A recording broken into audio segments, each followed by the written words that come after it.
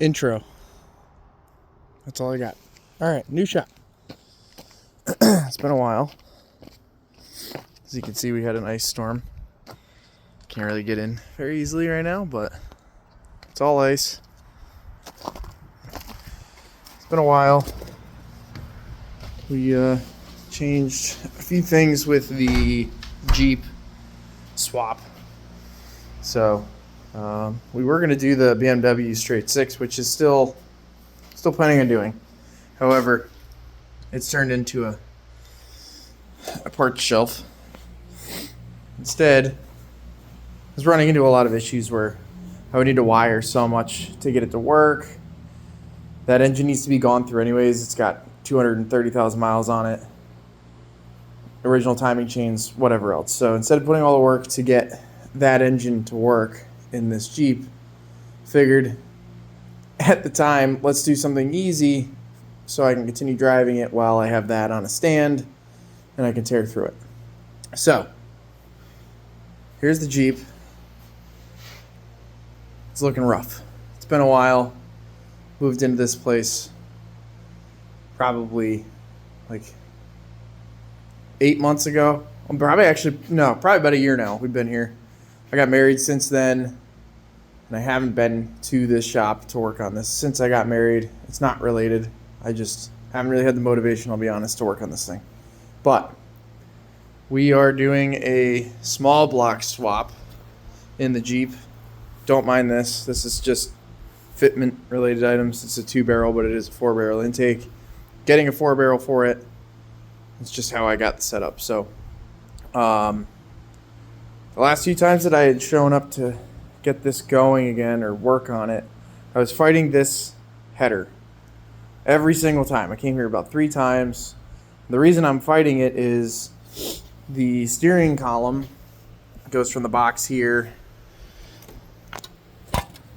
to the actual shaft going into the Jeep where the steering wheel is. As you can see, I finally got the header on. This is a stock one. I got block hugging headers, and they still don't fit right up on it. So obviously that's not going to work. So I'm still figuring that out. I did make some mounts and whatnot. It's held in by my trusty old screwdriver bolt. Went a little bit cheap on this side and went with the Husky screwdriver. This is just to keep it in place as I'm doing stuff here. So you can see the wiring is a mess. Got original harness stuff going on. Same thing over here. This is all. There goes my flashlight. Original body harness stuff. That one's engine harness from the original drivetrain, which I'm probably not going to use any of that except for maybe key on power and that kind of stuff. I am going with an HEI distributor, so it just needs 12 volts. Key on 12 volts for that to work.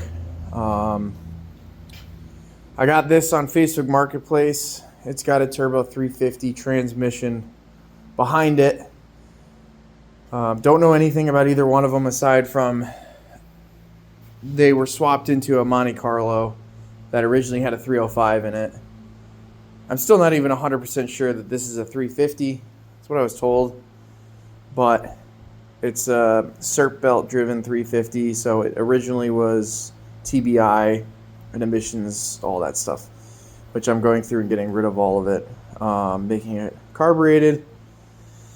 And hopefully it's a 350. I haven't done the numbers on it or anything yet. I kind of just started putting it together and slapping this thing in here. It was supposed to be a lot faster than it has been, but interior, we refreshed the entire interior. We've got the distributor cap in here. That's new addition to the interior. We got some waterproof speakers in here for some reason. Not really quite sure what that's about. Got the old rad hose from the old radiator, and the back's full of crap, and the top's full of crap. There's the grill. Don't know what this goes to. It's definitely, nope, that looks like Subaru interior.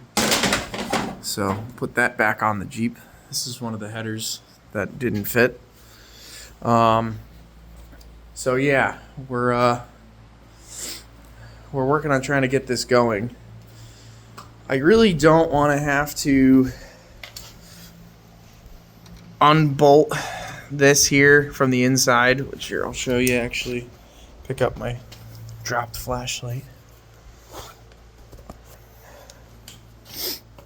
So I could unbolt it right here at the floor, and then up here, don't mind all the wiring under here. That's another thing that needs to get addressed, obviously. But and then I could just unbolt the whole column.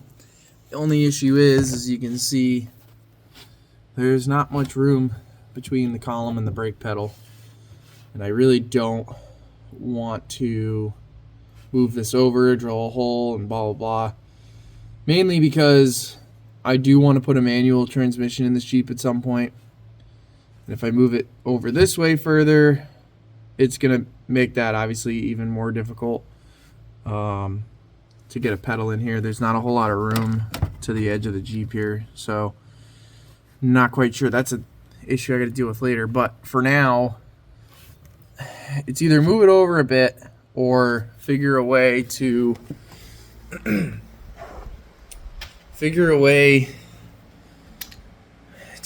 maybe move the engine over more. I really don't know. But this has been something I've been fighting for a little bit now. I've been asking some forums. Some other guys have done small block swaps on these things, and pretty much everybody's saying they don't have this problem. So my other thought is, this Jeep I had to put floors in. We did that very cheaply with shelving units and whatnot. We did make a new structure for the floor that is still very structurally sound. However, I'm now thinking, is this whole body tweaked? Is it sagging on one side? Is it actually moved over a bit? I don't know. One of the reasons I think that is there's a triangular body mount piece right here, as you can see. And it's not supposed to do this. It's supposed to just be sitting on top of the frame and acting as extra support. So it's either crunched and it's letting it do that, or the body is shifted over, which honestly in that case would kind of help my cause because it's further over this way. But I feel like it's a mixture of a couple of things. I think it's the mounts that I made for the engine, which it is actually sitting center in the engine bay. Right now the transmission's kind of floating around back there, so it's cockeyed a little bit. But it is centered. We did measurements and made sure before we made the mounts permanent. Well, not permanent, but made the mounts. I don't think that's what the issue is. I think the body's the main problem. You can kind of see it's sagging on this side a bit more than over here. Not having a fender over here doesn't help with that look, but that might be part of it. So maybe it's a body related issue, but however, I'm going on a rampage here, or ramble fest. 350 is going, or 305, not sure, is going in the Postal Jeep. The Beamer engine is gonna go in the Postal Jeep at some point in time.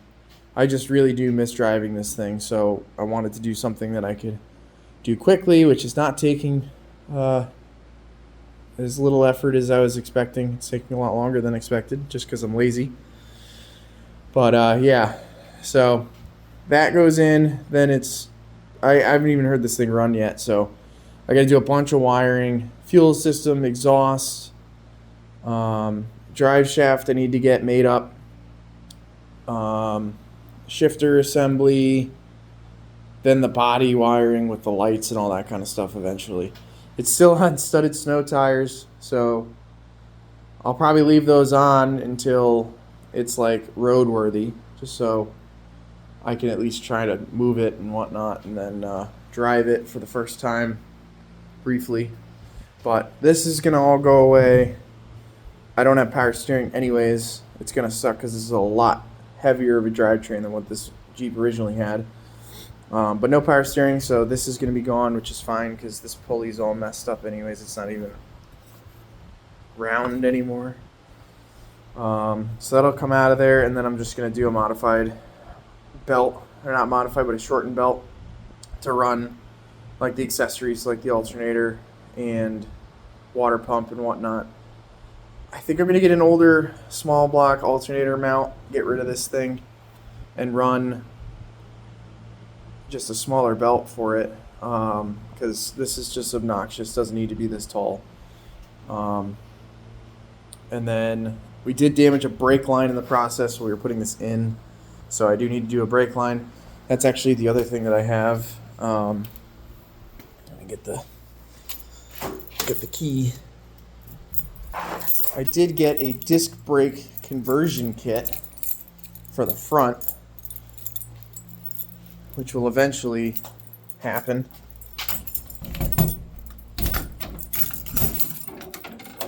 So, rotors here, they're off of I believe a Geo Tracker is what those are from. I have the rest of the swap somewhere in here. But again, it's been a while since I've been back to work on this thing, so I don't remember exactly where everything is. But there's a kit that you basically can bolt on to the hubs from factory to allow you to put calipers on and whatnot. So that'll happen eventually too. I'll probably just fix the brake line and run the drum brakes for the first few drives just to make sure the drivetrain's working properly. Then I'll put on the disc brakes afterwards. I just want to make sure all this is settled and good. I do say that now, but knowing me, I'm probably just going to drive it for a while with the disc brakes until it gets too sketchy for my liking, which would probably take a lot. And then I'll do the disc brakes. Remember, a lot of people forget. You do big power, or this isn't big power, but you do more power than what this vehicle is intended on doing. Upgrade your brakes. You don't need to be going a lot faster with a lot more weight with just those drum brakes. Some people do it. I'll probably do it. But the smart thing is to upgrade the brakes. So, ironically enough, I did buy new shoes and drums and not master cylinders. I did get a master cylinder actually, but wheel cylinders and whatnot to redo these brakes before I pulled the engine out of it. And then soon after I got those brakes, I pulled the engine out, and now we're here. So that's an update on the Postal Jeep. Hopefully I can make some more content some point soon. I say that every single time, and then I never end up doing it. But that's where we're at with this. Hopefully either the next video this thing will be running or driving, or the next video is you're going to see me working on this thing and I'm going to be pulling my hair out because of stupid stuff like that. So yeah, stay tuned. I'll see you next time.